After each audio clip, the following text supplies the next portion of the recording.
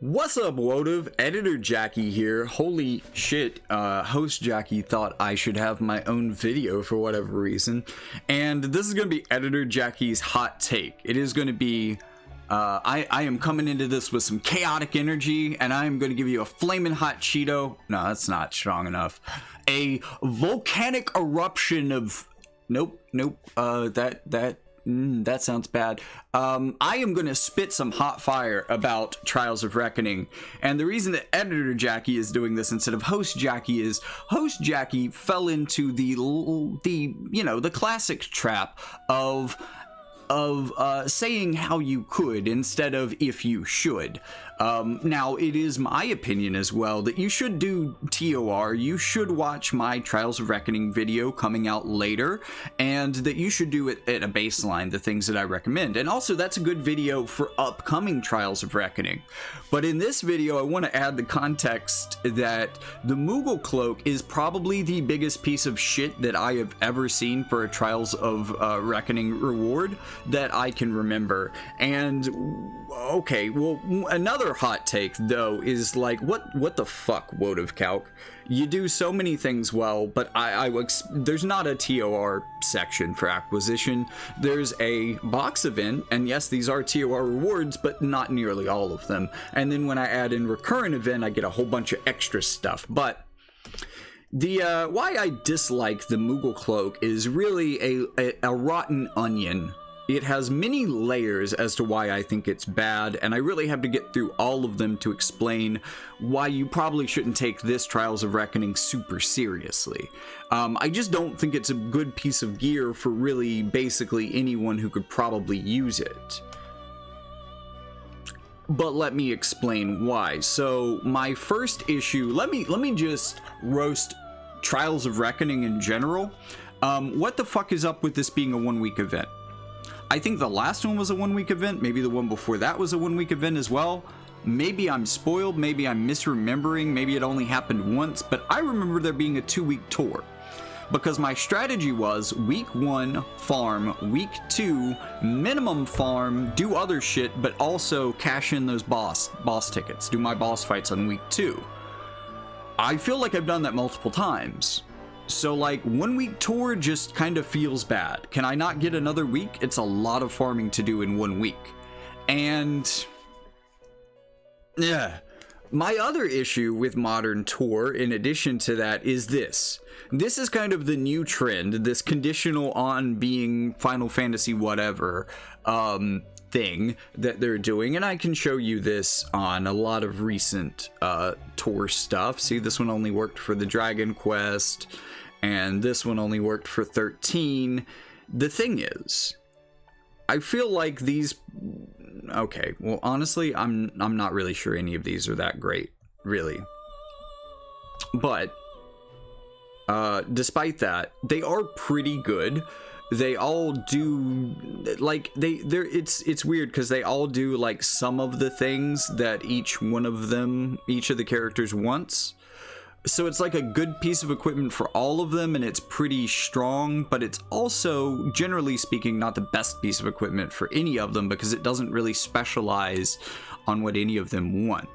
So it's awkward. Like, I almost want to say if you're pulling for those units and you're a newer player that doesn't have a deep access to equipment, that maybe they're a good option, but at the same time, I think that Trials of Reckoning is just hard enough as a PvE experience that it could be very difficult for new players to, especially if it's their first Trials of Reckoning, kind of know how hard they have to go to succeed, but also to even get there to begin with. Now, I think clearing this in total, it might take a little extra work for some very new accounts, but I think it's doable for most people. It's really the being able to do it and grind it that is probably going to come. You know, getting the +5 is going to be hard for newer accounts. That's just what I'm saying. And for the older accounts that can more easily farm those +5s, you have more specialized and better gear for any of these individual units. So like, modern ToR equipment, I just don't see as much of a purpose for. But that being said, we have to zero in on the next layer of this rotten onion. We have an accessory. What's the Moogle Cloak? Oh no, it's clothing, it's armor. So, you know, I'm sure people who have stuck around this channel, oh look, there's another accessory, and this maybe was the last good piece of ToR equipment. Look, it's general, they're really strong buffs, they're general strong buffs. That's great. Also, good stats, and also, this is my other opinion, most ToR equipment, with a few exceptions, is not designed to be PvP equipment. It's designed to be PvE equipment, because almost invariably the best build is either critical or aim, usually critical because there aren't many evasive PvE bosses, because you get really good stats for those. You get no defenses to speak of, because even if you spec into the most defensive build, haha, spec into, it's not as good as most other equipment would be that you could use in this slot. Again, this is a situation where if you have better gear, this just doesn't make sense in this build. This is not what you would use for that. I mean, like, it's not terrible. It is a respectable amount of defense, and you still get these passives. I can see it being used. I can see it being better for some people, but really I think that these are best used when you don't need the defensive stats and all, and you can lean as hard as you can into max damage and max power. I think that's really what a lot of these kind of go into. This one might actually be an exception, because these three resistances all in one are really good for certain characters and certain elements. But everything that I just showed you is an accessory, and that's the last one. So like armor, I don't know, you've really got to convince me. You've got to have good passives and good stats, and like acquired AP 30, this isn't part of the conditional. That's pretty good. That does actually remind me quite a bit of Orange Shade, so that's not bad. I don't dislike that, and that's kind of cool to have on a piece of armor. Critical evasion, I don't know. If you're building for it, that's cool. If you're not, it's not really a passive that's going to have trouble stacking with anything other than TMR rune buffs. But only 21 evade on this, like, and this is where we get back into that really weird situation of, well, first, there isn't a good PvE build for this, is the first thing that I'm noticing. The off build is dodge, and you can't really evade cheese that many bosses, I think. At least not the strong ones. If evade cheese would work, you're probably not having trouble with them otherwise. So like, who wears this? Who is it for? It's for these two, obviously. The 5% all elemental resistance is a really great Sephiroth buff. The AoE resistance is good for anybody, really, but I think that's more targeted to Yuffie, maybe. She could appreciate the elemental resistance, but again, this is kind of doing a thing for each of them, but not doing as much for either of them, because, I mean, again, this arguably is a pretty decent accessory for Sephiroth, if it weren't for the fact that maybe you want a different TMR on him. I don't know. Or if you are going with an accessory TMR, why? No one is running evasion Sephiroth. Maybe you build this in shield for him, but that's still pretty low for a piece of clothing. Like, I'm expecting my clothing, if I've got a defensive piece of clothing, to have at least at this day and age 20. This isn't an accessory. 18 isn't cutting it anymore, is my point. So like, really, who is this for? Again, this is pretty cool. This is about the only part that I will brag on, and this being usable by anybody is okay, but like, evasion units need more to lean into evade. And while this is probably better than your MR options for evasion, it is a lot of work to get, and it's going to be instantly outdated as soon as we have a raid revival and you can get access to the black garb or the winter coat, which are both like at least twice as good as this, if not much better for evasion than this is. So like, really, long term, who is this for? Because again, this runs into the problem where more experienced players have the specific gear that is better for this than either unit, and newer players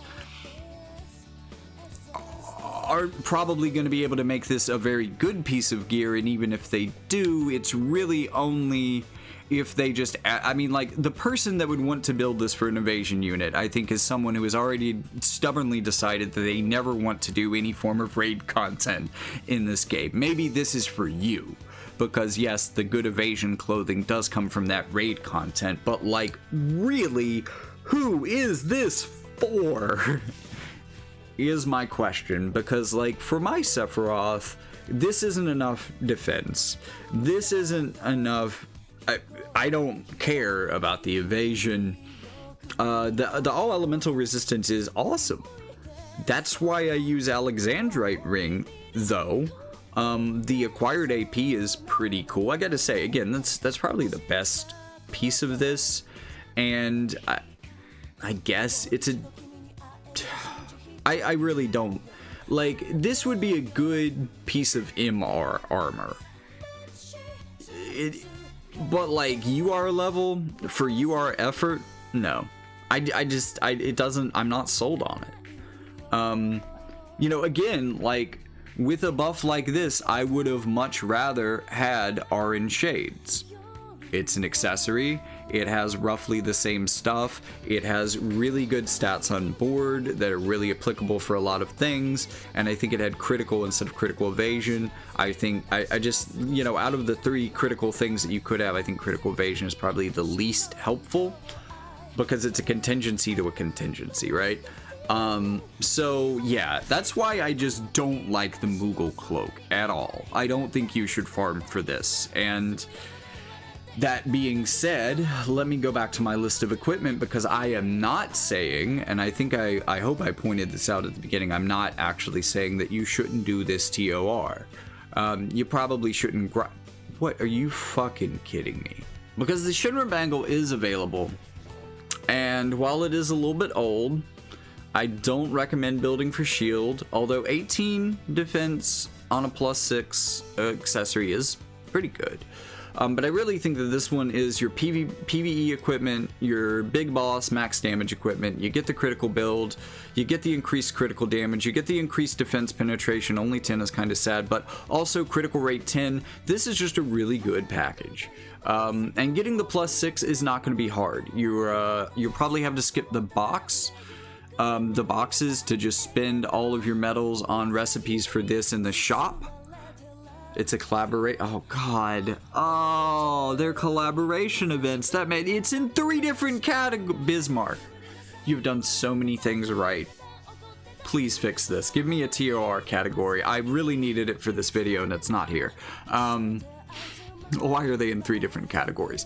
Anyways, again, I applaud the amount of effort that it takes to make a site that is this good work this well on probably the shoestring budget that you have.